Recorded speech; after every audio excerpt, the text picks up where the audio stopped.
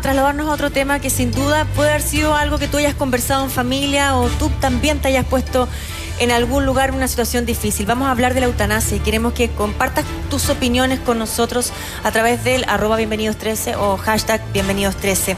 ¿Tenemos derecho a decidir el momento de nuestra muerte? ¿Has pensado en la legislación del buen morir? Exactamente hoy se cumplen 3 años de la muerte de Valentina Moureira, una adolescente de 14 años que tenía fibrosis quística y que clamó por una solución, la eutanasia, incluso hacia la presidenta entonces Michelle Bachelet. La semana pasada, no sé si lo vieron, dio la vuelta al mundo. Un hombre de 104 años decidió terminar con su vida estando en plena conciencia de sus facultades. Hay que ponerse en ese lugar. ¿Qué pasaría si yo estuviera, tu madre, tu padre o tus hijos, en una enfermedad terminal con mucho dolor? ¿Pensarías en la eutanasia? ¿Qué pasa en Chile? Tenemos una nota, tenemos importantes invitados para debatir, los voy a presentar. Con Martín los vamos a presentar a la vuelta de la nota. Pongan atención. Happy birthday, dear David. Happy birthday to you. Champaña, torta, velas, todo listo para la fiesta. Solo que el celebrado no tiene muchas ganas de hacer un brindis. ¿Se imagina usted cumplir 104 años de esta manera? Suena todo un logro, ¿verdad? Pero para David Goodall, celebrarlos no era algo importante. Al contrario, no quería continuar con su vida. Este científico australiano fue una persona activa, trabajaba en una universidad importante, editó una serie de 30 volúmenes llamada Ecosistemas del Mundo y fue declarado miembro de la Orden de Australia por su trabajo científico.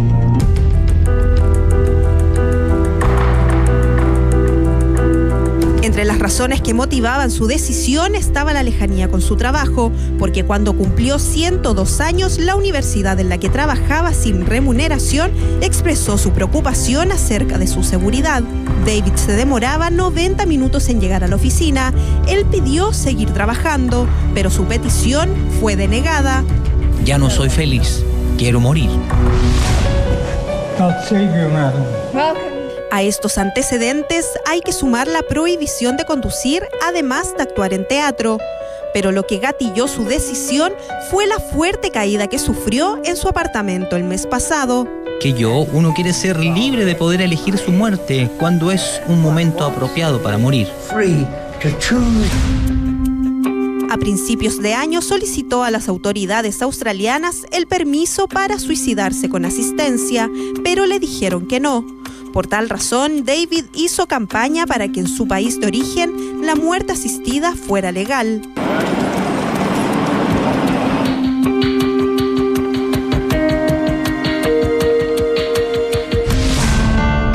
Sin embargo, el escenario nunca cambió.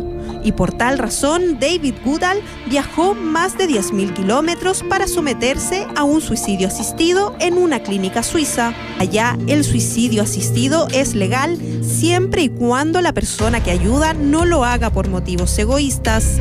Los costos varían según las clínicas, pero los precios alcanzan los 10.000 euros, casi 8 millones de pesos. La persona que desea morir también debe estar en su sano juicio y mantener el control sobre el acto.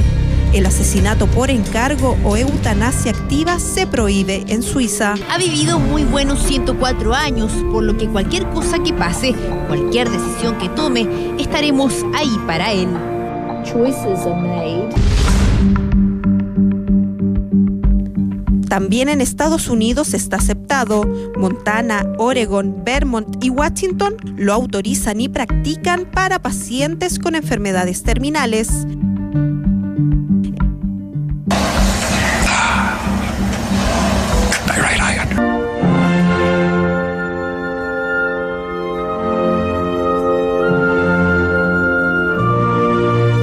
El suicidio asistido significaría proporcionar a una persona los medios necesarios para poner fin a sus días, a saber, drogas, explicación de procedimientos, prescripción de sustancias letales, etc. En otras palabras, es el propio paciente quien activa el mecanismo que termina con su vida. En concreto, sería un procedimiento intermedio entre un suicidio normal y la eutanasia voluntaria. Espero que mi historia presione para que tengan puntos de vista más liberales sobre el tema y creo que darán un paso en la dirección correcta. Lo que sí queda claro es el debate tanto en Australia como en el resto del mundo acerca de si es o no ético, moral o aceptable que una persona decida acabar con su vida. Para contextualizar, es importante definir la palabra eutanasia y dónde es legal su práctica. La definición de la RAE es acción u omisión que para evitar sufrimiento a los pacientes desahuciados acelera su muerte con su consentimiento o sin él.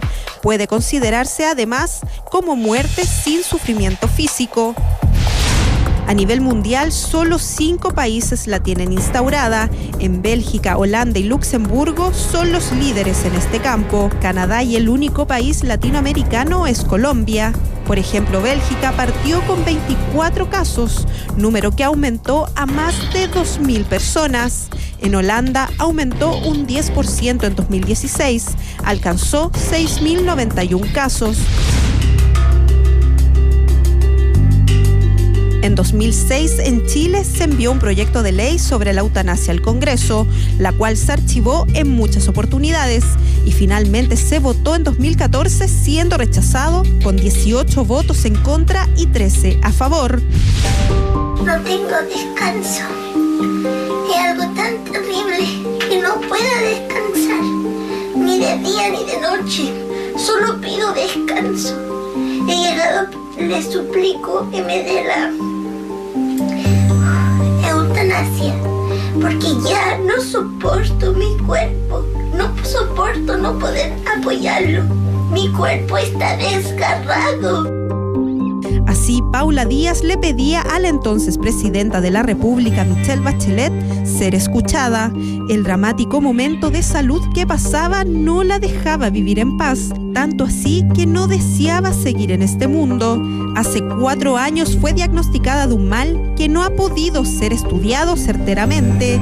Se queja día y noche de dolores que le queman. Tiene sus extremidades rígidas y torcidas. Además, sufre de movimientos involuntarios. Este abandono de los médicos, en quienes nosotros confiamos día a día hasta el final, aún viendo sus errores, uno seguía confiando en ellos y ellos hoy día te abandonan. La presidenta está al tanto del caso. La Paula le hizo un video para que viniera a verla acá. No acudió a su llamado. ¿Usted cree que no es doloroso? ¿Por qué tanto hermetismo? ¿Por qué tanto silencio? La historia de Paula nos recuerda a la de Valentina Maureira, una adolescente que también pidió una muerte sin dolor. Ella sufría de fibrosis quística, una enfermedad incurable que finalmente le quitó la vida ese mismo año, sin que las autoridades pudieran acceder a su petición de eutanasia.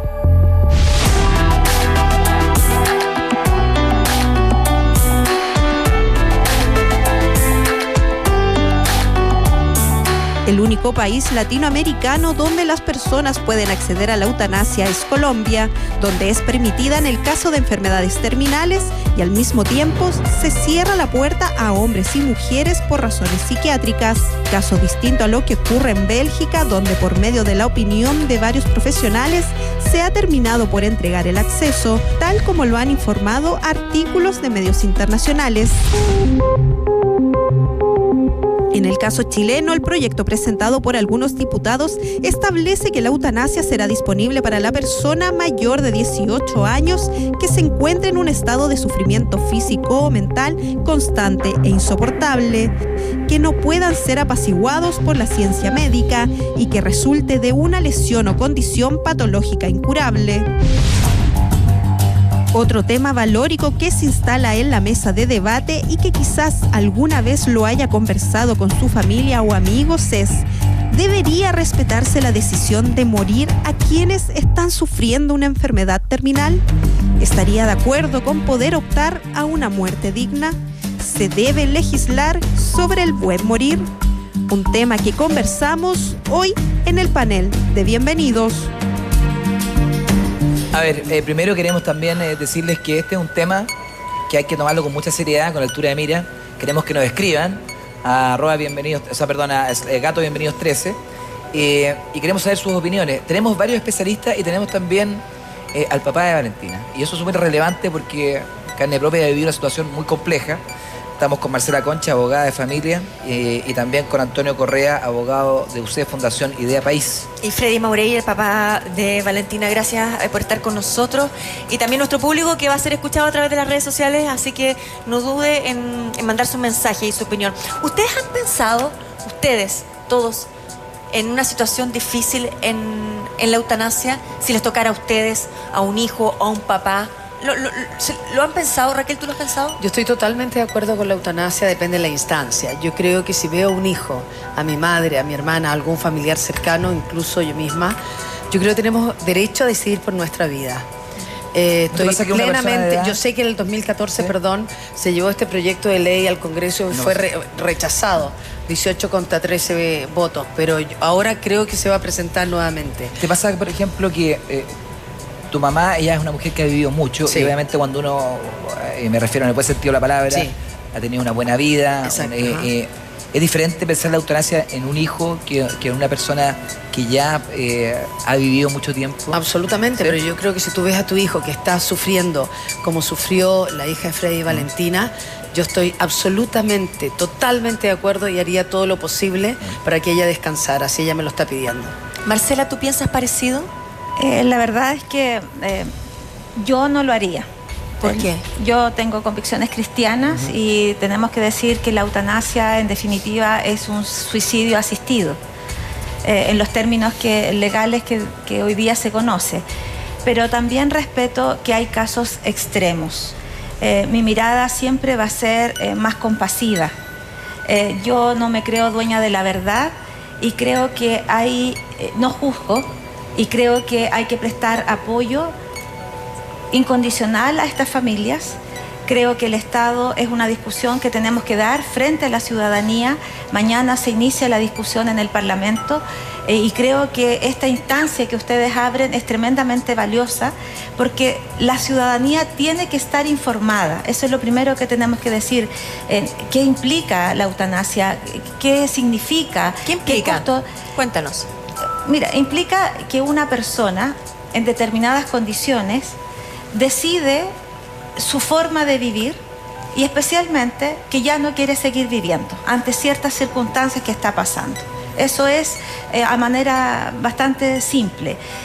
Debemos decir que la eutanasia ya existe en pocos países, no es una situación que se acepte, son pocos países que la tienen, por eso este señor tuvo que viajar de su país a otro, y habría que analizar qué es lo que está pasando, qué es lo que ha pasado, cuáles han sido los resultados de esas historias. Yo vi un documental hace un tiempo atrás que se trataba justamente de eso, que seguían una persona que vivía en España, que cerraba todo, su departamento, regalaba todas las cosas y viajaba a morir. Así es. Claro.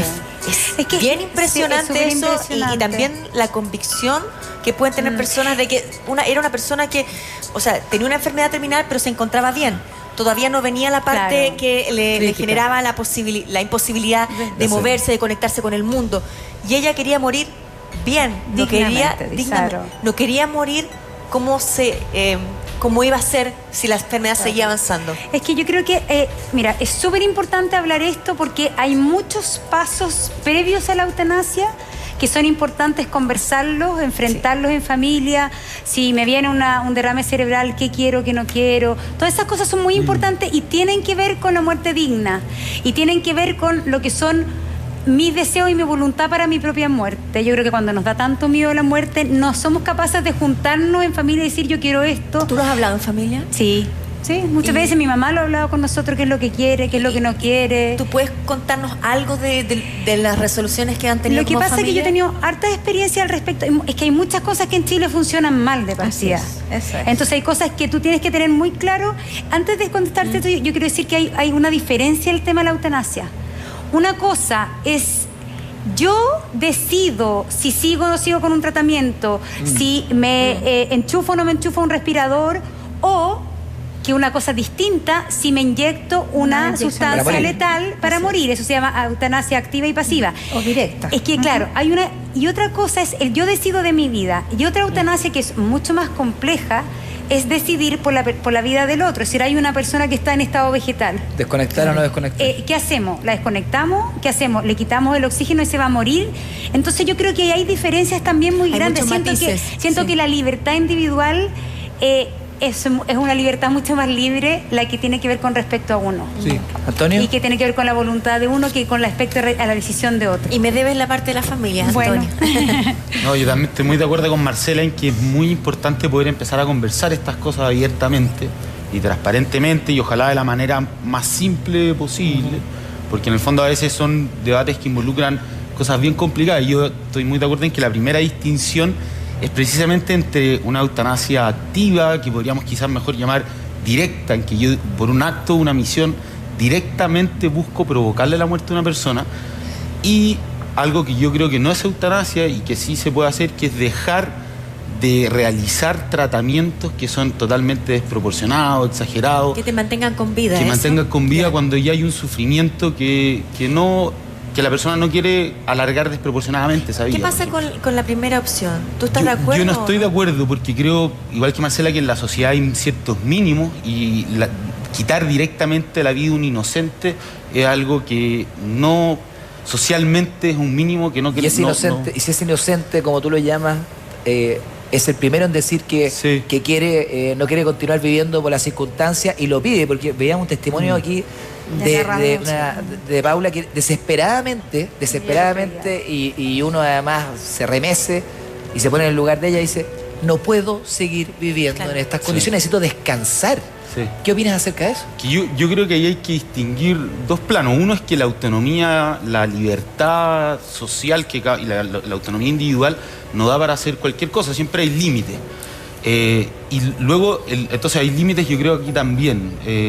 Pero el otro problema, que yo creo que el problema real que a veces se puede esconder en esta discusión, es lo mal que funcionan el sistema de salud, los tratamientos paliativos, la asistencia médica en muchos casos. Entonces, si una persona, en ese caso particular, quisiera, por ejemplo, mayor sedación, quisiera estar más tranquilo, es algo totalmente, me parece a mí, plausible, permitido desde el punto de vista ético y legal. Te voy a comentar dos cosas para ver si estás de acuerdo. Uno, está lleno de gente, de aquí Carlos Zárate también se suma a la conversación. Está no lleno, pero hay muchas personas, yo conozco varias, que han decidido no tratar su cáncer.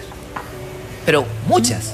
O sea, y hablan con la familia y dicen: no, yo aquí no me voy a meter ningún tratamiento, ninguna quimio. No quiero nada. No quiero nada, yo estoy tranquilo así, he vivido bien, he tenido una vida, ¿no es cierto?, que a mí me parece que es la correcta, no voy a pasar por ese proceso. Que es, entre comillas, un tipo de eutanasia igual, pero de otra forma. Y lo otro es que también es hipócrita el sistema.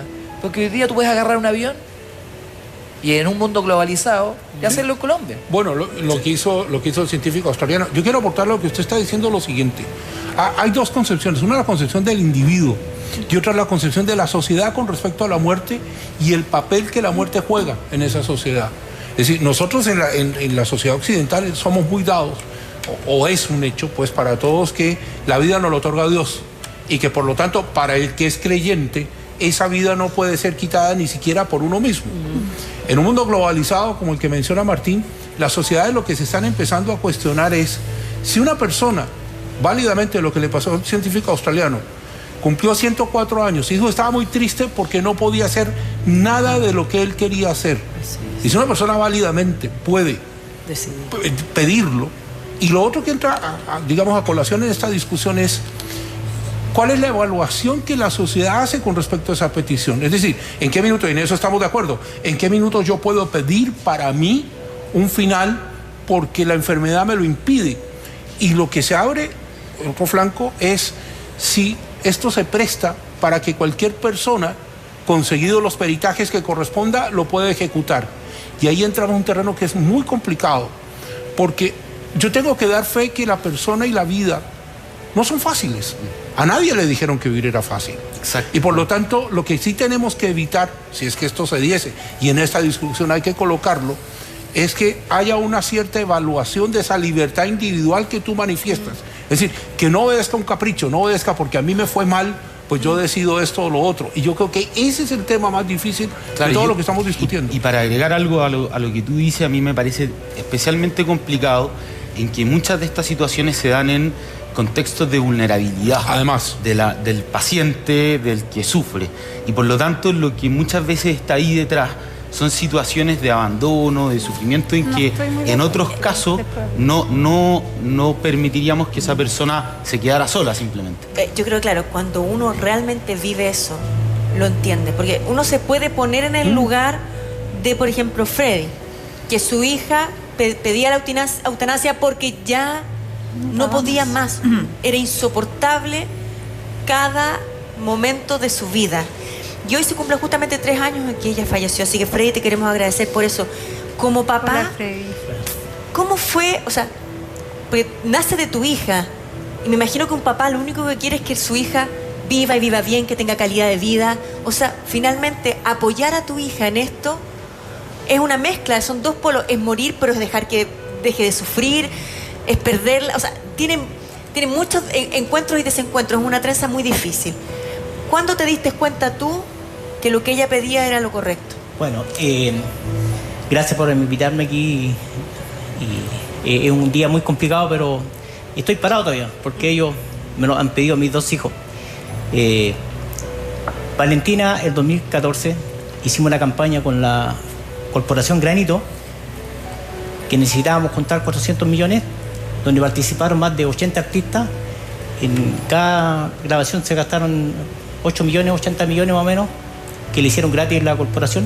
Los mejores artistas, Coco Leguirán, Los Prisioneros, Marcelo Bielsa, San Paoli, un 7.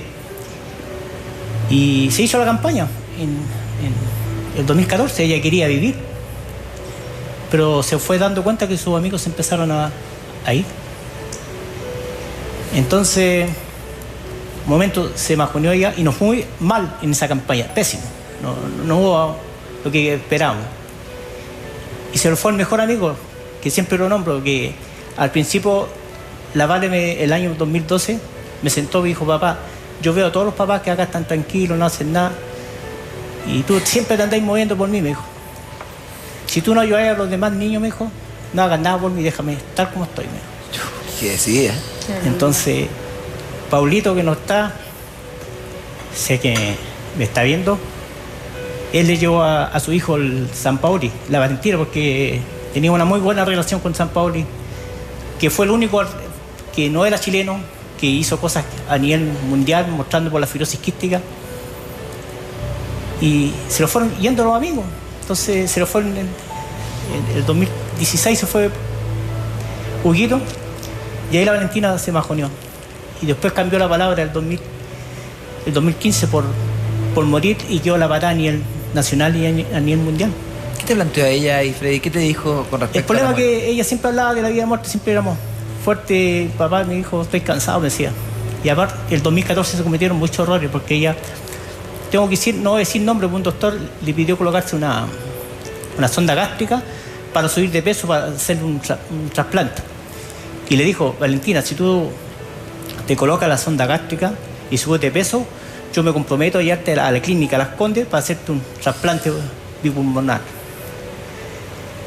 Y le hicimos el cambio de la sonda gástrica. Fue lo peor que le haya dicho, porque yo nunca a mi hija le he visto llorar. Un día la fui a ver y estaba llorando: papá, no quiero más esto.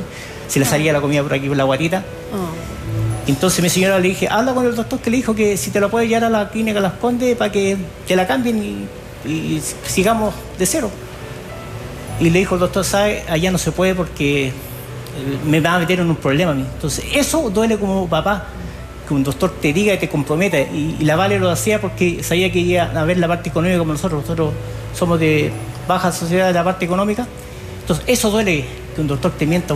Cuando tu hija, Freddy, cuando tu hija te habla de dejar de vivir, que es ser súper fuerte para un papá, uno dice, por un lado, es una niña, está sufriendo, pero sigue siendo una niña. Y por otro lado, tiene todo el derecho a manifestar su interés porque solamente ella sabe lo que está viviendo. ¿Qué te pasó a ti como papá en ese minuto? En un momento ¿La enfrentaste, le dijiste, sabes que esto no puede ser? ¿La apoyaste desde un principio? ¿Cómo fue? Es que uno siente que somos como los adultos los que tenemos esa idea del discernimiento de la voluntad frente a la posibilidad de morir. Entonces, cuando uno ve el caso de tu hija, Freddy, debe ser muy, muy fuerte que sea una niña que, como dice Martín, que uno, a pesar de lo que estaba sufriendo, siente que eso no se les pasa por la mente, ella te lo haya pedido. Es que la Vale era una persona de 14 años, pero una persona adulta, porque siempre vivió con doctores y enfermeros, tenía una mentalidad que ustedes la tuvieron aquí en el canal, y entonces era una persona muy transparente, y era para ella blanco o negro, no había término medio. Explicar un poco el recorrido cuando la traje al hospital.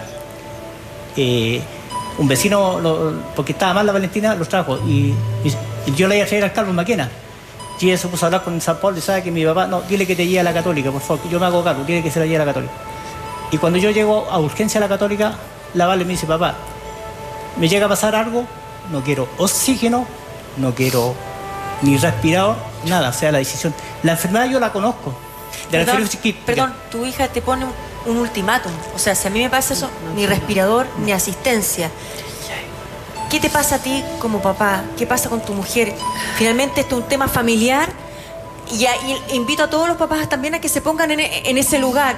Tenemos que hacer un corte comercial y a la vuelta, por favor, Freddy, continúas con el relato y te invitamos a que escribas con nuestro hashtag Bienvenidos13 para saber qué harías tú, si estarías de acuerdo o no.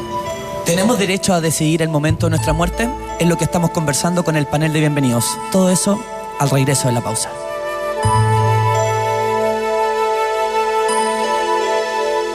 Ya estamos de vuelta en Bienvenidos, conversando acerca de la eutanasia. ¿Tenemos derecho a decidir el momento de nuestra muerte?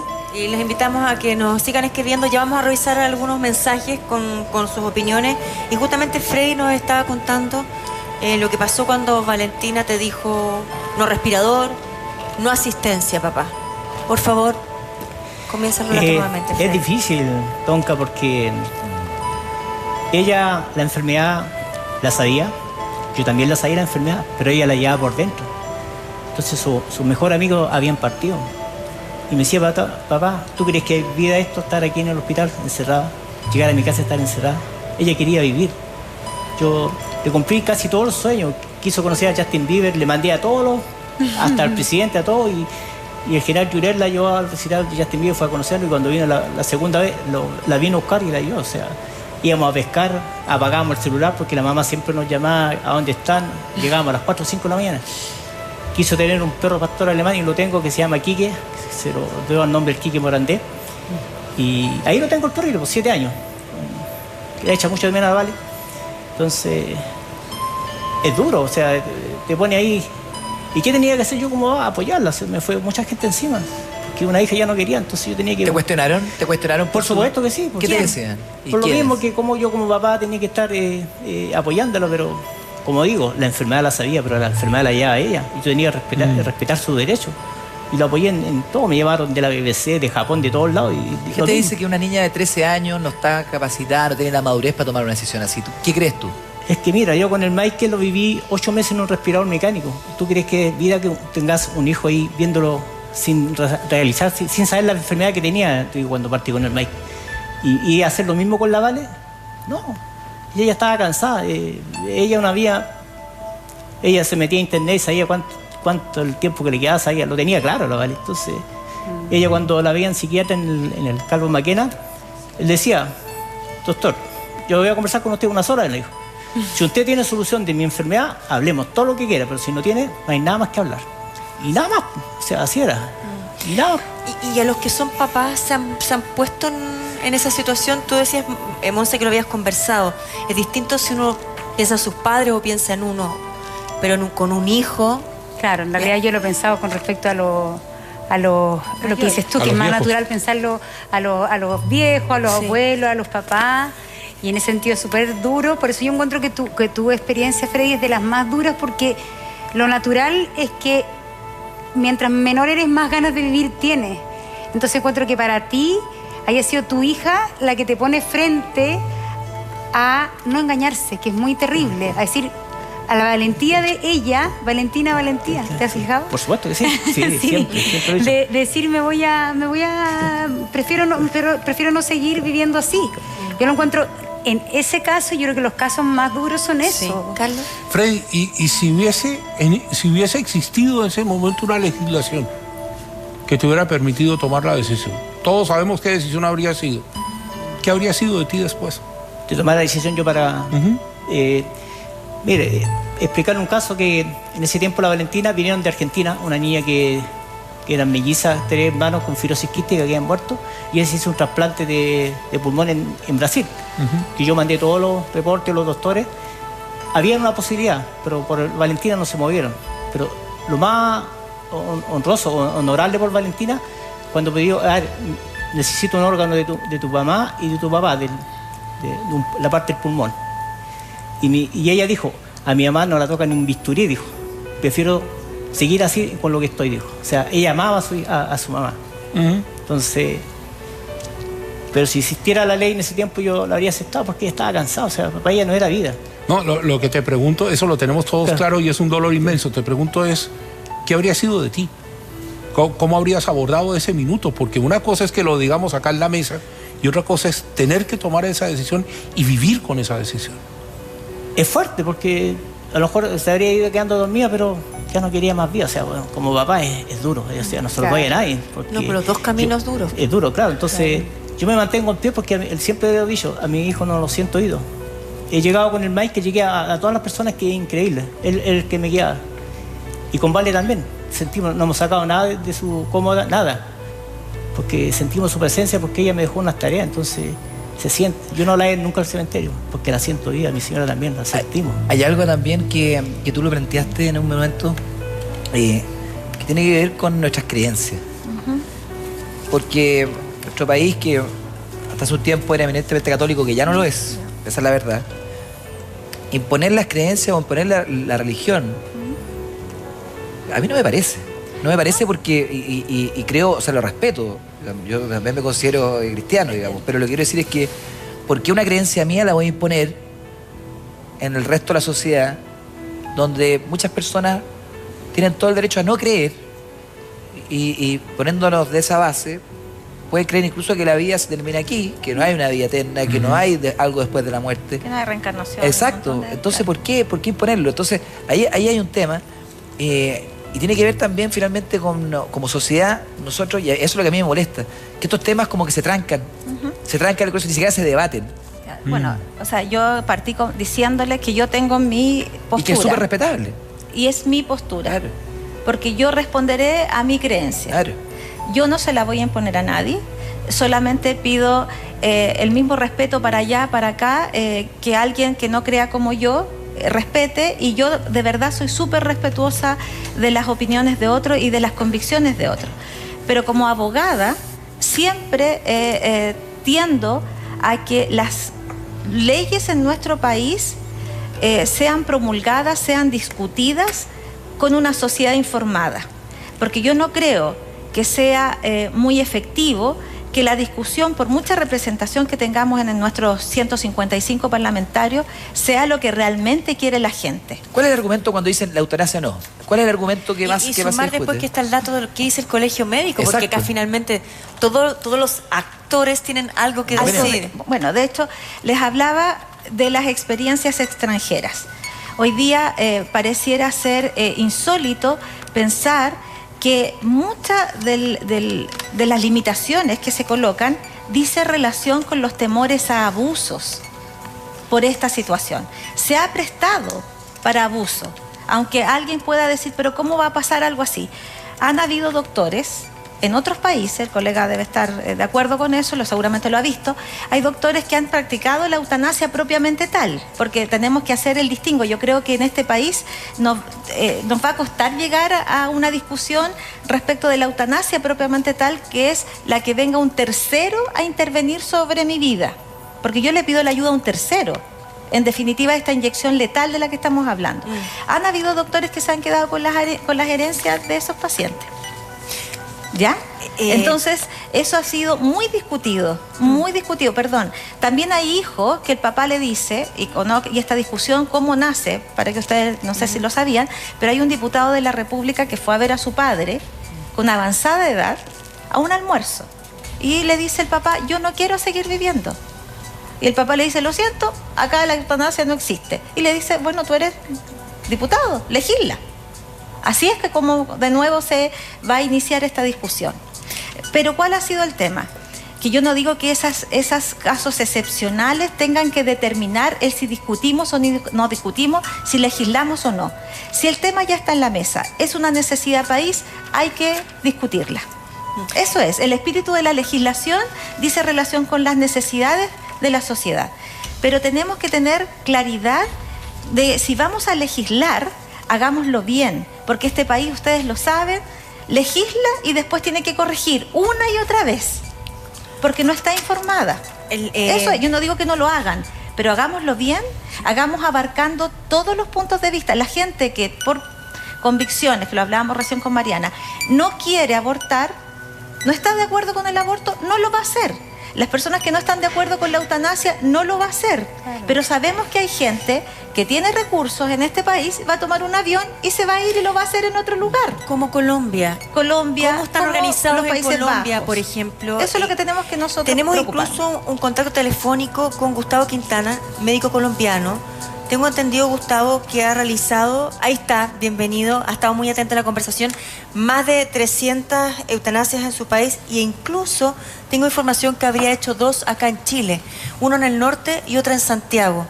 Usted ya nos va a contar de lo que ha pasado acá en Chile, de su experiencia internacional en Colombia y cómo lo que ha visto usted puede servir en este debate, pero nos va a tener que esperar un ratito, tenemos un compromiso con nuestros auspiciadores. Debemos hacer un corte comercial y a la vuelta seguimos con este tema. Seguimos debatiendo acerca de la eutanasia, ya estamos con Gustavo Quintana, médico colombiano. Todo eso a la vuelta en Bienvenidos. Bien, estamos con el doctor Gustavo Quintana, estamos hablando sobre la eutanasia, él es médico colombiano.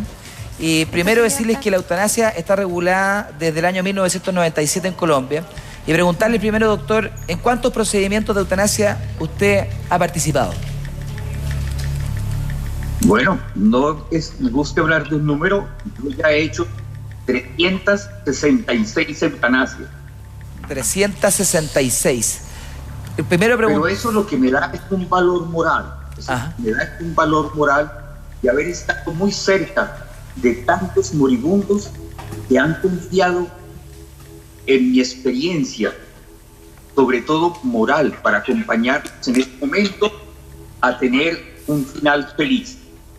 Cuéntanos un poquito el proceso de cómo han sido esta eutanasia, si nos puede explicar, porque para mucha gente esto es absolutamente nuevo y además nadie se imagina cómo es el proceso tanto para el paciente como para la familia. Sí. Generalmente los pacientes entran en contacto conmigo a través de uno de sus familiares. Generalmente no suele ser su esposa, no suelen ser sus propios hijos. Muchas veces utilizan algún sobrino o algún amigo muy íntimo al cual se atreven a decirle: mi situación está, me han enviado mis médicos a esperar la muerte en mi propia casa, que es absolutamente torpe que yo prolongue mi dolor y se prolongue el dolor de mi familia mientras me llega la muerte. Entonces, el hacer el procedimiento es un procedimiento supremamente sencillo en el cual yo debo tomar una vena del paciente en la cual se va a inyectar un anestésico en una dosis supremamente alta que va a colocar al paciente en un coma terapéutico.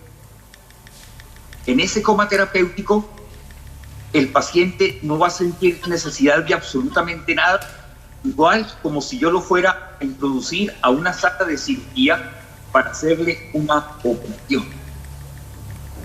A los 4 minutos inyecta otro medicamento que se llama un despolarizante cardíaco que va a detener la contracción del corazón. A partir de ese momento, el metabolismo del propio paciente va a consumir todo el oxígeno presente en la sangre del paciente en más o menos 4 minutos. Y una vez que se acaba el oxígeno, es como el carro al que se le acaba la gasolina, no puede seguir andando. Entonces, más o menos entre 6 y 9 minutos se conseguirá la muerte real del paciente. Generalmente yo me conservo al lado del cuerpo de mi paciente por lo menos durante 30 minutos más, al final de los cuales, por medios electrónicos de pulsoxímetros muy sensibles, se podrá verificar que el paciente no tiene oxígeno y que tampoco tiene ninguna contracción cardíaca en su cuerpo. Gustavo. No se puede permitir que el paciente quede como en una anestesia que no se pudiera continuar. Claro. Yo tengo que estar seguro antes de salir de la casa de mi paciente de que todos los signos vitales habrán cesado. Ahora, como este procedimiento es tan corto, sí, se lo puede aplicar en muchísimas partes, porque generalmente se lo aplica en pacientes que están esperando que les llegue la muerte y que ese periodo, mientras les llega la muerte, puede llegar a durar entre 1 o 2 meses. Te pregunta uno, ¿se justifica que ese paciente continúe su sufrimiento durante ese tiempo? Gustavo, doctor. Sí. 2 cosas. Si hay dolor y hay sufrimiento en esta aplicación de medicamentos cuando las personas fallecen. Y 2, ¿qué le pasa a usted? ¿Hay algún cuestionamiento personal, emocional? Moral. Y moral también, cuando usted, a lo mejor ahora no, porque lleva 400 eutanasias, pero me imagino que sí, la primera, la segunda o las primeras 10. ¿Qué le pasa a usted o qué le pasó a usted cuando ayudó, no quiero decir mató, ayudó a morir a esos pacientes que se lo pedían? Exactamente. Fíjate que hay una cuestión muy diferente, porque muchos podrían tildarme de asesino. Pero es un asesino aquel que le quita la vida a alguien que la quiere conservar. Podrían también tildarme de sicario, pero un sicario es alguien que por dinero le quita también la vida a alguien que la quiere conservar.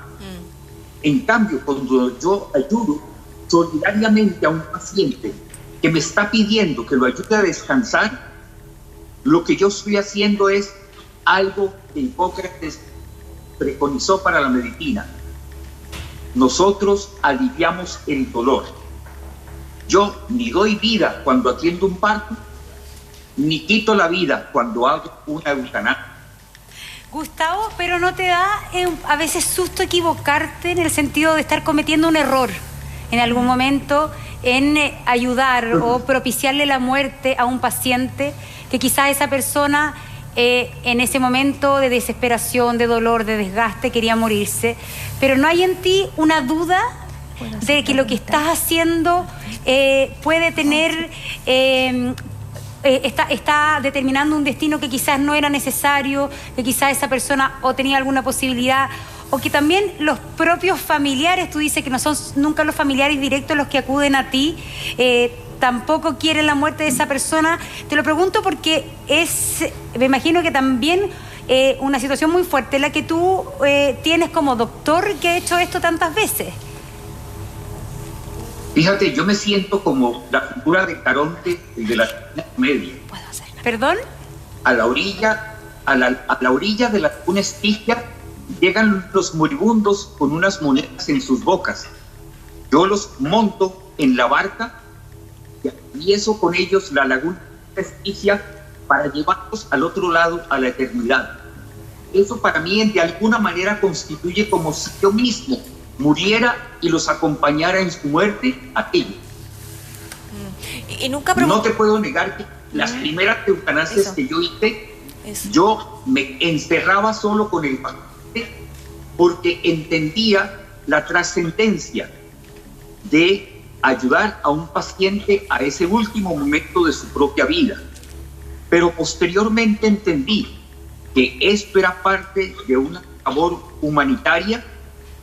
No es una labor de compasión, es una labor de afecto. Yo no puedo hacer una eutanasia si no me enamoro de mi paciente, porque solamente enamorándome de él le puedo colocar sus propias pantuflas, saber cuál es su verdadero sufrimiento y entender su necesidad. Óyeme esta palabra, su necesidad insoslayable de disponer de su propia vida, porque no soy yo quien dispone de su vida. Siempre serán mis pacientes, con la expresión de su voluntad, quienes disponen de su propia vida. Ahí, doctor. Ya quisiera yo ser un milagrero. Quisiera yo llegar al lecho del moribundo y decirle, levántate y anda. Pero los milagros son una esperanza que generalmente jamás se realiza. Acá hay varias preguntas, por favor. Doctor, ¿hubo o hay algún momento en el que usted haya dudado del procedimiento y usted haya dicho, no, en este caso, mejor no lo hago, no corresponde? Sí, o sea, yo siempre creo tener la posibilidad de analizar tan claramente el deseo de un paciente para saber que no me esté fingiendo en su deseo de terminar con su vida, porque ha habido casos en los que personas muy jóvenes, aquejadas de un sentimiento de depresión muy profundo, me piden que les ayude a morir y yo no puedo ser cómplice de su propio suicidio. Doctor, hay personas que se han arrepentido antes de que le han dicho, no, doctor, siento que no es el momento. Es muy curioso, pero no ha habido una sola que se arrepiente. Mire, pregunta. Ha habido casos en que un paciente con el cual yo había acordado llegar a hacer su procedimiento un viernes y lo acordé con él el lunes, me llama el martes siguiente y me dice, doctor, tenemos que aplazar mi procedimiento porque tengo un hermano que viene a acompañarme desde el Canadá. Voy a esperar que llegue porque él además quiere acompañarme a este procedimiento. No hay ningún problema. Pero fíjate, los pacientes jamás manifiestan duda alguna acerca de su determinación. Las dudas las pueden manifestar sus propios familiares. Las dudas las puede manifestar una persona que de pronto no esté de acuerdo con ellos. Pero aquí, la única voluntad prima es la del propio paciente. Acá hay más preguntas. Doctor, ¿me escucha bien? ¿Sí? ¿Cuánto tiempo usted ha acompañado a esos pacientes antes de acoger su solicitud? ¿Cuánto tiempo usted los conocía? Sí. A mí me gusta muchísimo tu posición porque tú tienes una posición muy abierta de que tú quieres escuchar las demás opiniones y no te sientas en la sola tuya por creencia religiosa. Eso es lo que yo pido, tolerancia para mis pacientes. Eso es lo más importante, que esto se pueda discutir en un ambiente absolutamente laico, porque los estados tienen obligación de ser laicos para poder hacer leyes que cubran a todas las personas que están en su país, ¿cierto? Entonces, las leyes tienen que ser dadas para que todos podamos entender. Gracias. Hay más preguntas acá, Antonio, por favor. Sí, yo me sorprendo además. Yo le quería... No me ha contestado, sí. ¿No lo ha contestado? No, todavía no me ha contestado. Perdón, sí. Ya. ¿Le repito la pregunta? Sí. ¿Usted cuánto tiempo está en contacto con estas personas que le hacen una solicitud tan extrema? ¿Cuánto tiempo usted puede evaluar en la situación que ellos realmente se encuentran?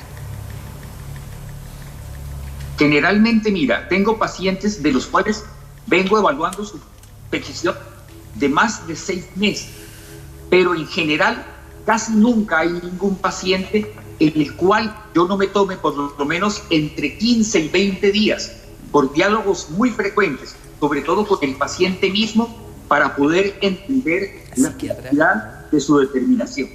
Psiquiatra, hay un equipo multidisciplinario aparte de la decisión que toma usted con el paciente. Que en 15, 20 días.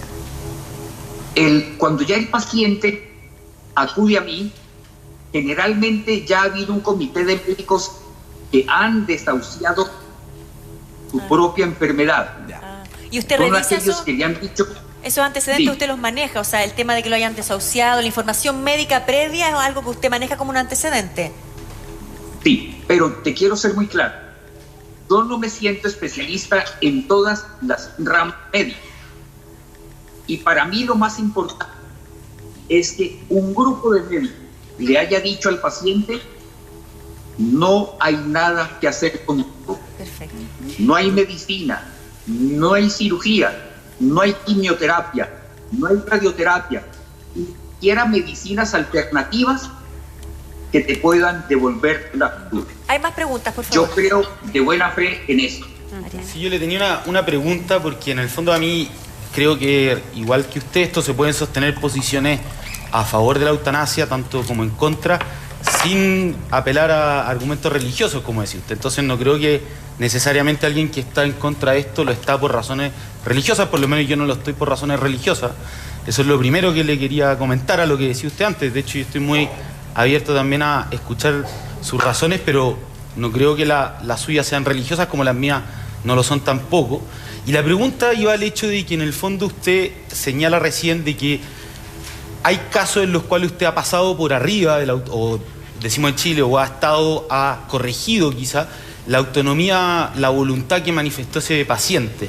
Entonces, ¿dónde está un poco el límite? Que es algo muy complicado en esto, porque usted mismo nos dice que hay casos en los cuales una persona, por una situación de vulnerabilidad psicológica, psiquiátrica, está tomando esta decisión y quizás no sería correcto. Y hay otra situación en la que sí, y esto nos lleva a casos muy complicados que han pasado. Uno reciente pasó, de hecho, en Inglaterra, en que los médicos deciden por los pacientes. Entonces, claro, usted hoy día me dice, no, siempre espero la voluntad de mi paciente, pero ahí es innegable que hay una zona difícil de resolver, en la cual pueden prestarse para muchas complicaciones, en el fondo. La respuesta mía va a ser de pronto muy sencilla. Siempre respetaré la voluntad insoslayable del paciente sobre su propia vida. Pero usted antes mencionó casos de pacientes... hacer una afirmación todavía más avanzada. Sí, pero mencionó casos usted de pacientes en los cuales... en el futuro, cuando los psiquiatras consideren que la depresión también podrá convertirse en una enfermedad terminal, para que cada ser pueda libremente e insoslayablemente decidir el final de su propia vida. Yo no estoy muy de acuerdo con eso, la verdad, porque me parece que la persona que padece una depresión es una persona que necesita ayuda. Y precisamente lo que decimos, cuando una persona se quiere quitar la vida por una enfermedad como la depresión, por ejemplo, o una enfermedad más grave psiquiátrica, es una persona que precisamente hay que ayudar, pues hay que acompañar a ojalá superar ese estado en la cual hay una enfermedad de por medio que no lo deja apreciar la realidad, que no le permite ver la realidad. Lo que da susto eso es sentir que nos vamos a transformar en una sociedad súper descartable. Ah, tienes depresión, pum. O sea, es como, si este es el comienzo, ¿a dónde puede terminar? Uno, exactamente. Y de hecho da un poquito de susto el tema sobre todo el tema de la depresión. Pero tú querías apuntarle algo sobre los pacientes, hiciste una diferencia que le querías decir a él.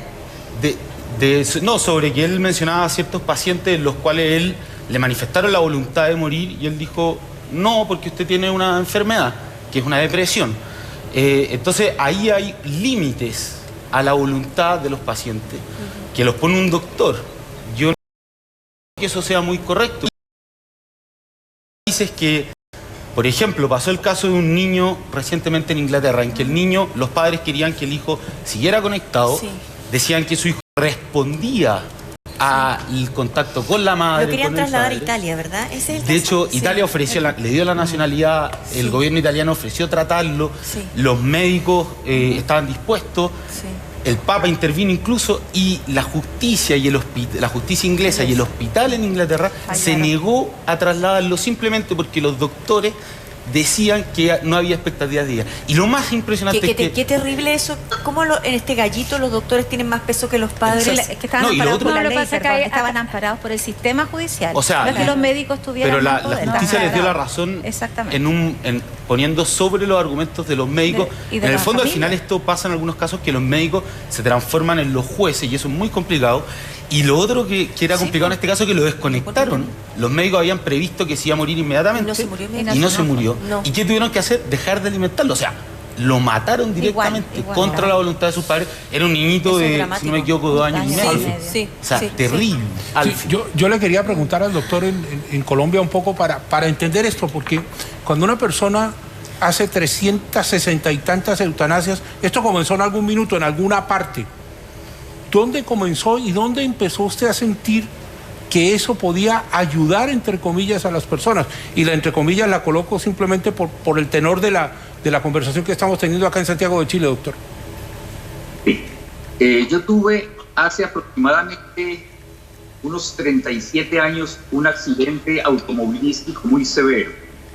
Estaba yo en un consultorio médico en un sitio cerca a Bogotá.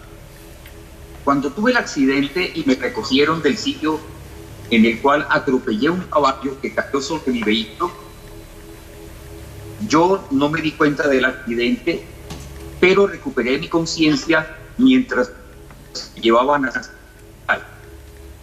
En este momento sentí que no me obedecían mis piernas. No sentía ni siquiera dónde estaban, intentaba moverlas y no las podía buscar. Entonces empecé a pensar que yo podía tener una lesión en mi médula espinal a nivel cervical y que podría quedar cuadripléjico. Me puse a revisar mi vida en ese momento y caí en cuenta de que yo no estaba dispuesto a continuar mi vida recluido eternamente en una cama, como le sucedió a Ramón San Pedro en esto. Y con lágrimas en los ojos me volteé al médico que me acompañaba y le dije: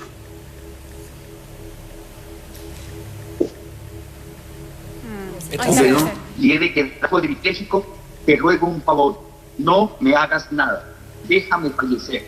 Eso me dio la idea absolutamente clara de que mi vida me pertenecía y que las decisiones sobre mi vida no se las iba a dejar a los médicos, no se las iba a dejar a mi familia, sino que me correspondía exclusivamente a mí tomar decisiones sobre mi futuro.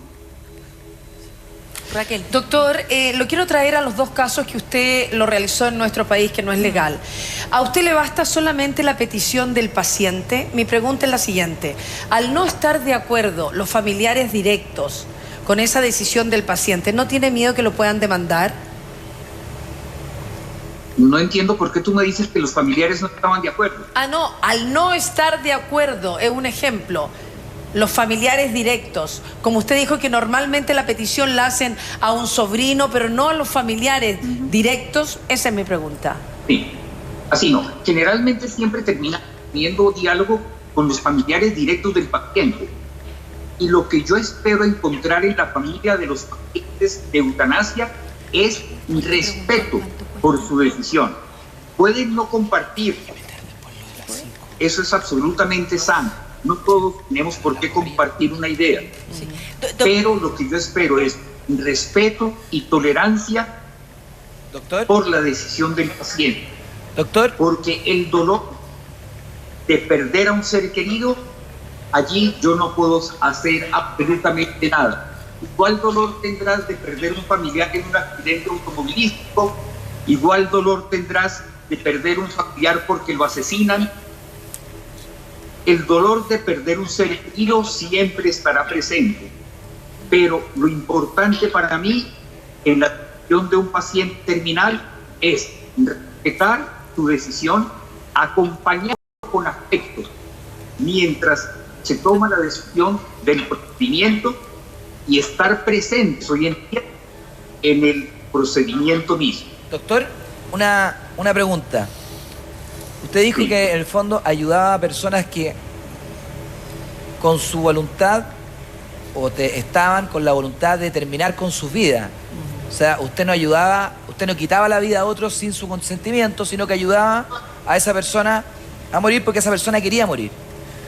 ¿Cuál es la diferencia para usted entre una persona, por ejemplo, que está en situación terminal y agarra un arma y se suicida, se quita la vida, y lo que hace usted con esa misma persona? Más allá de lo legal. Más allá de lo legal. Hay que acudir a algo tan dramático como tomar un arma y dejar esa huella tan triste en los que quedan vivos. Perdón, lo cambio por una persona que toma una sobredosis de algún remedio que le dé una muerte tranquila en su casa, pero se suicida con un remedio, con algo que no tan traumático. No tan traumático, pero que lo haga también y que muera en paz, pero se suicida. ¿Cuál es la diferencia entre lo que hace usted y esa persona que lo hace por mutuo propio? Te quiero decir que en este momento no tengo ninguna fórmula de algún tipo de tranquilizante ingerido en grandes dosis produjera la muerte de los pacientes. Los métodos que estamos empleando, aparte de los métodos endovenosos que yo empleo, se emplean también anestésicos que se ingieren por vía oral. Pero allí las agonías nunca duran menos de 40 minutos y suelen ser, desafortunadamente, dramáticas y dolorosas, no solamente para el paciente que se somete a la eutanasia, sino para sus familiares que están presenciando el procedimiento. Doctor, ¿qué precio tiene o entre qué estamos hablando de qué? Se puede sonar fuerte la pregunta, pero ¿cuál es el rango? ¿Cuánto cuesta morir? Si tú vas a Suiza, te van a hablar de cerca de 10.000 euros. Si vas a Holanda, Bélgica, Luxemburgo, te puede costar arriba de $5.000. En Colombia no vale ni la mitad de eso. Y si yo tuviera acceso a los medicamentos, te podría decir que lo único que yo podría cobrarle a mis pacientes serían unos honorarios médicos que ellos mismos establecieran. El 40% de las eutanasias que yo he hecho han sido absolutamente gratuitas, porque yo he conseguido inclusive con donaciones los medicamentos que empleamos para hacerlas. Siempre me estaré preguntando por qué hay eutanasias tan costosas, cuando morir no debería costarnos tanto. Muchas veces es mucho más costoso tener un paciente en cuidados intensivos, claro que sí, donde el costo de cada día puede costar cerca de $1.000. Muchas veces tenemos pacientes a los que les damos tratamientos de quimioterapia que pueden llegar a costar cerca de $10.000, $20.000 el solo tratamiento, sabiendo que no van a tener resultados. Yo quería, seguiré creyendo que los seres humanos tenemos derecho a morir con dignidad, sin que eso nos implique acabar con nuestra vida. Es que también para abrir un poco la discusión, lo que decía Martín, por ejemplo, de suscitarse la muerte, suicidarse con pastilla, finalmente es una situación mucho más extrema y menos humana que el solicitar una eutanasia. Porque finalmente si tú decides terminar con tu vida así, es probable que lo hagas escondida. Es probable que tengas que conseguirte, no sé, en el mercado negro para ingerir una sobredosis de pastilla, hacerlo solo, con el temor que eso significa. Y yo entiendo, Gustavo, que la eutanasia, a veces más, a veces menos, pero es lo que tú has dicho, un procedimiento que es más o menos rápido, pero sin dolor, y que tiene que ver con una cosa que a uno le parece cruda, pero es con la conciencia y el acompañamiento de la muerte. En Suiza, el tema del acompañamiento de la eutanasia, yo no sé cómo tú lo haces, es con la familia en la pieza. Con música. Es decir, como la persona que desea morir lo quiere hacer. Y muchas veces hay un artista que el año pasado, que no me acuerdo el nombre, que es un artista muy conocido, muy respetado, que tenía una enfermedad terminal, tenía 68 años, y me acuerdo haber visto en Twitter, en Instagram, los artistas que lo siguieron en distintas partes del mundo despidiéndolo porque él mañana iba a morir. Y mañana iba a morir, todos lo sabían, y él se hizo acompañar de su familia, que es una situación muy distinta a lo que también pasa en Chile, que a veces hay doctores que ven tanto sufrimiento en esa persona que saben que se va a morir en 15 días, y a veces prefieren, y la familia se lo dice, pero no se explicita, que para los dolores esa morfina le ponga una dosis un poquitito más fuerte. Tal cual. Y esa persona va a dejar de respirar. Y eso es un poco distinto igual. Y eso, claro, pero eso no es eutanasia. Pero es que... ¿Cómo definiría eso? No, porque es una discusión ahí. Ahí hay una discusión. De hecho, yo quería tomar precisamente ese punto, porque a mí me parece el punto de Martín es muy bueno, porque en el fondo, desde el punto de vista del acto que se realiza, es exactamente lo mismo. De hecho, por eso en muchas partes se llama... A la eutanasia se le llama suicidio médicamente asistido, porque es finalmente un suicidio en que alguien... Pero eso es cuando los médicos te prestan todo ayuda. Y tú finalmente el que termina. O puede ser también que alguien a uno le dé, no sé si se acuerdan de esa película Mar Adentro, sí. que en el fondo El actor era Javier Bardem, no me acuerdo el nombre del personaje, pero San Pedro, lo habló Gustavo recién de él, claro. Exactamente, y lo tienen que ayudar a tomarse, y eso es un suicidio médico asistido. No, ese no es el tema. En cambio, cuando... El tema de mar adentro es que es ilegal, entonces es otro tema. No, me refiero solamente a cómo procede en el fondo. Pero en cambio, en el caso en que se dejan de dar tratamientos cuando ya es totalmente desproporcionado, cuando de hecho lo llaman los médicos ensañamiento terapéutico, es en el fondo un caso en que ya es totalmente justificable y esa proporción puede ser económica, por ejemplo, y por lo tanto el caso de una persona que tiene pocos recursos muy distinto a lo que es proporcionado para Trump. Pero ahí cuentas con la buena voluntad del médico. Pero es que ¿no? hay un vacío legal súper complicado, Antonio, porque cuando uno quiere que el paciente, tú dices ya, esta persona está, la verdad es que no tiene destino, lo está pasando pésimo. Le están poniendo morfina. La decisión de ponerle un poco más de morfina que le va a llevar a la muerte. Con el doctor. Pero no es algo que la ley contempla. No, porque de hecho lo que se hace en la distinción se distingue entre los actos que directamente provocan la muerte. Y por ejemplo, yo directamente ¿Pero tú tienes conocimientos médicos de eso? O sea, ¿tú has visto de casos que es así? Y en cambio están los casos que indirectamente provocan la muerte. Entonces, por ejemplo, es muy distinto. Martín ponía un ejemplo bueno ante alguien que decide no hacerse un tratamiento de quimioterapia porque lo encuentra excesivo para su edad. Obviamente eso le está provocando la muerte, o también le está provocando la muerte algunos tratamientos médicos que, por ejemplo, acortan la vida, ¿cierto? Eso alguien podría decir, es que es eutanasia. No es eutanasia porque el derecho distingue entre aquellas cosas que son directas para provocar algo, las que son indirectas, y segundo, distingue entre la intención del que lo hace. Por eso es muy distinto que un doctor en la sala de operaciones me corte una pierna a que me la corte alguien que me está torturando, porque pero la intención... Antonio, hay un error, porque lo que te estoy diciendo yo, y eso es lo interesante, es que el doctor en Chile, y son pocos casos porque no es algo que está arreglado legalmente, dice o acuerda o piensa y lo hace que mejor para no prolongar el sufrimiento le voy a poner morfina más de lo que debe.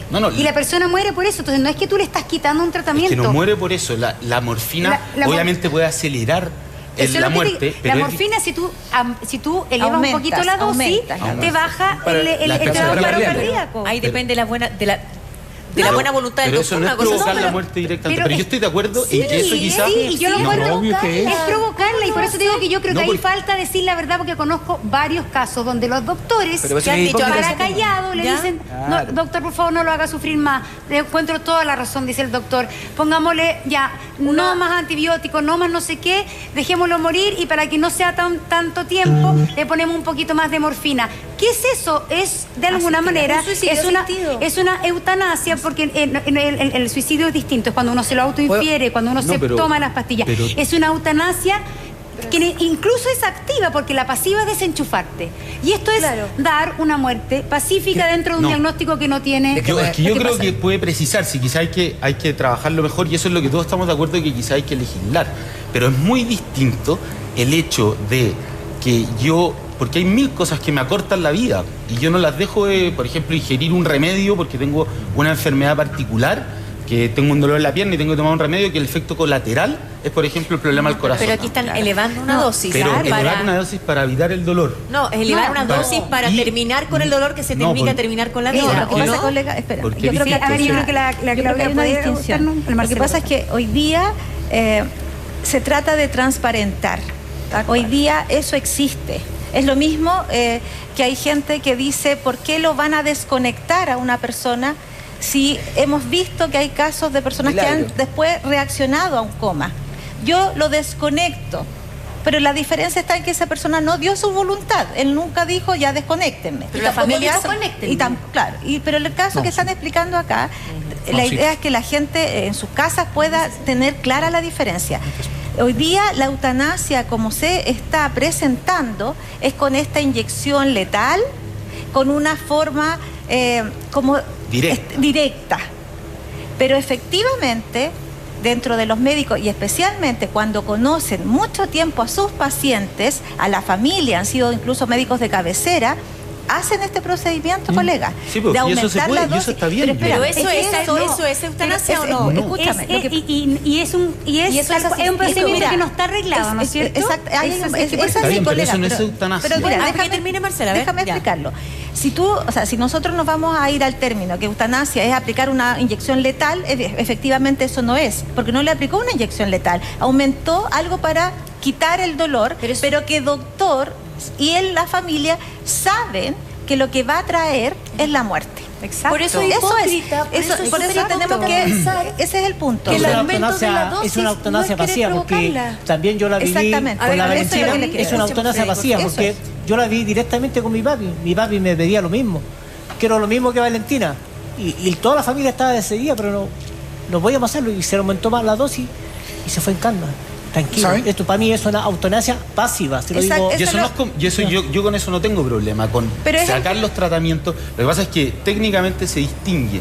Y por lo tanto, por eso yo ocupaba unos términos que a veces son medio raros, es decir, ensañamiento terapéutico, dejar esas cosas de lado, no es eutanasia, porque es algo que indirectamente provoca la muerte, que es muy distinto al hecho directo de desconectar, dejar de alimentar. Perfecto, pero el caso específico que estamos tocando, en el caso que habla Freddy, es una eutanasia. Es pasiva, pero es eutanasia. Es que eso es lo que yo encuentro importante, lo que dice Marcela, porque abordemos las cosas más directamente. Si llamamos a eso eutanasia pasiva, yo no tengo problemas. Claro, pero es decir, en Chile tú puedes aumentar la dosis terapéutica de la morfina de modo de acelerar la muerte de una persona, digámoslo directamente, sí, eso se va a poder hacer. Y que no sea algo para callado. Eso se hace solo para acelerar la muerte.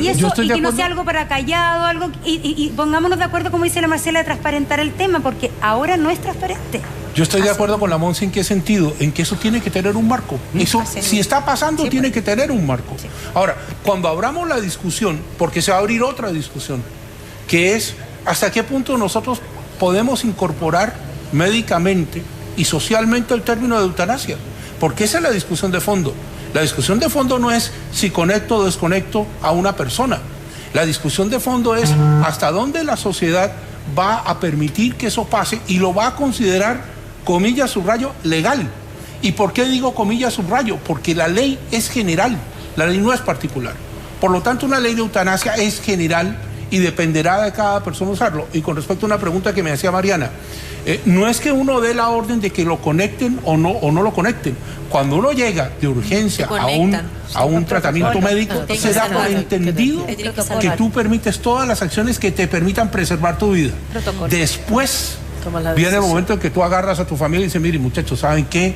Esto no va para ningún lado, ¿por qué no me desconectan? O viene la figura que mencionas tú, del ensañamiento terapéutico, que es alargar artificialmente un final que uno sabe se va a dar. ¿Qué dice el Colegio Médico cortito? Dice así: la posición del gremio en Chile se alinea con la resolución de la Asociación Médica Mundial, que fue adoptada en el 2002 y reafirmada en el 2013. La eutanasia entra en conflicto con la práctica médica, comillas, el acto deliberado de poner fin a la vida de un paciente, aunque sea por voluntad propia o a petición de sus familiares, es contraria a la ética, explica. Incluso la Asociación Médica Mundial insta a los médicos a no practicar la eutanasia, aun cuando está permitida por ciertas legislaciones o despenalizada bajo ciertas condiciones. Quería hacer una pregunta con respecto a eso. ¿Alguien ha acompañado a alguien a morir acá? No. Yo. ¿Tú? Sí. Yo también. Sí. O sea, ¿tú has visto morir una persona en una cama? Así, en una... Así, yo también. terrible. Yo también. ¿Tú también? ¿Quién más? Tú también. Bueno. Entonces, es una situación que tiene... Una carga... No, es algo muy, muy especial porque es muy fuerte, pero al mismo tiempo, si tú acompañas a esa persona, viene una sensación como de paz. Es algo muy extraño, no sé cómo definirlo. Y esa persona queda su cuerpo, ¿no es cierto? Pero uno siente que su alma está descansando y siente que también ha terminado un proceso en su vida, independiente de las creencias de cada uno. Hay algo de ahí que tiene que estar en esta discusión. Porque la eutanasia, yo creo que sí o sí, es igual que el aborto, igual que todos los escenarios mundiales que estamos viendo, va a llegar a nuestro país. El tema es cómo llega, el tema es cómo se legisla, el tema es cómo nos hacemos cargo además de la salud pública, porque nosotros no podemos estar pensando en eutanasia, y eso me pasa a mí, y esto es una opinión muy personal, si no tenemos resuelto una serie de cosas de la salud pública que hacen que... no sé si estás de acuerdo conmigo, ¿Listo? O sea, nosotros tenemos una salud pública que está saturada, que, o sea, vamos a hablar de, es como hablar del postre antes de comer la entrada. Entonces, La Tonka ponía un ejemplo muy bueno y de hecho el doctor lo decía, que a mí me pareció medio complejo como lo planteó él, que decía la Tonka sobre lo descartable. O sea, hoy día las enfermedades más caras es cuando nos planteamos precisamente esto, o las enfermedades más difíciles, o el ejemplo que ponía yo de este niño en Inglaterra. Los padres tenían pocos medios económicos y al final al hospital le resultaba muy caro mantener con vida a ese niño. Entonces, antes, como dices tú, de discutir acerca de cómo mejoramos el sistema de salud, cómo tratamos las enfermedades difíciles, nos preocupamos, bueno, en el fondo, a veces tendemos a encontrar la salida de cómo descartar un poco más fácil. fácil. A veces tiene que discutir, pero el tema es que esto tiene que ir en paralelo con lo otro. Esto ha pasado porque la salud ha mejorado. Y eso no podemos nosotros eludirlo. Yo encuentro que no ha mejorado. No, la salud del ser humano hoy día. La expectativa de vida. El cáncer, ¿y por qué estamos enfrentados a la eutanasia? A la disyuntiva de la eutanasia. Porque la esperanza de vida más Porque alta. hoy día el ser humano está enfrentado a la posibilidad de la sanación y de las curas como nunca antes en la vida. Y hoy día los seres humanos estamos enfrentados a los intereses económicos de los laboratorios, las clínicas y los hospitales como nunca antes en la vida. Los más interesados en prolongar la vida, lo más que sea, son muchas veces los que fabrican los respiradores, los que fabrican los remedios, los que fabrican. Entonces también, ¿cuántas personas han caído del hospital o en una clínica y no pueden salir de ahí con los exámenes que te mandan a hacer? Correcto, sales arruinado y sales igual de mal o igual de bien.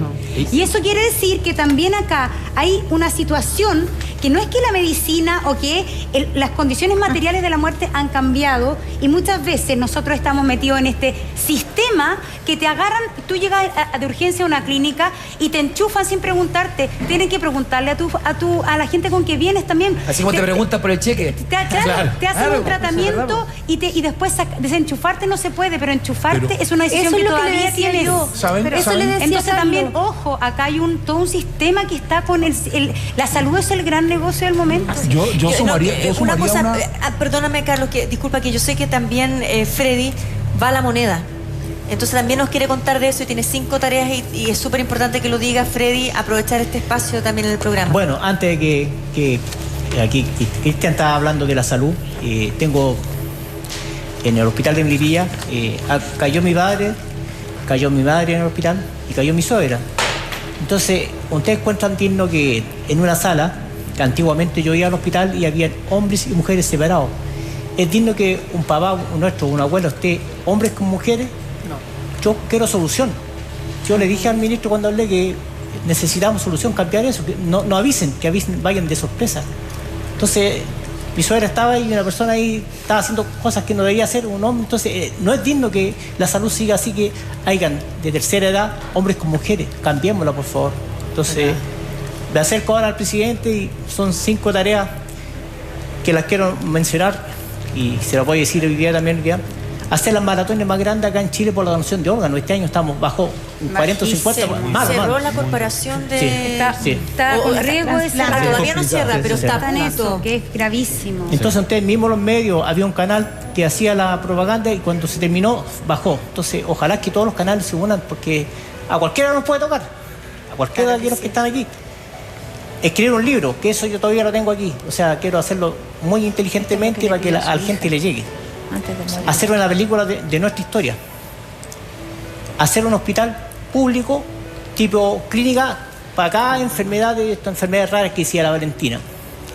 Y hacer casas de acogidas donde yo tenía que estar durmiendo en el suelo. Todos los papás que viajan del norte a sur hacen lo mismo y lo siguen haciendo. Entonces, hay que cambiar. Vamos a agradecerle a Marcela Concha, como siempre. Marcela, gracias por estar con nosotros. A Antonio Correa, también abogado, por supuesto. A Freddy Maurelia, papá de Valentina. Hoy día se cumple 3 años de la partida de Valentina y también quisimos honrarla con esta conversación, porque es muy importante poner el tema en familia y poder conversarlo. Sí, y agradecer a Gustavo Quintana, médico colombiano, que estuvo con nosotros en conexión vía Skype, y sin duda que da para mucho más, y vamos a tener que seguir reencontrándonos para hablar de esto. Gracias por estar con nosotros, Freddy. Saludos, mujer.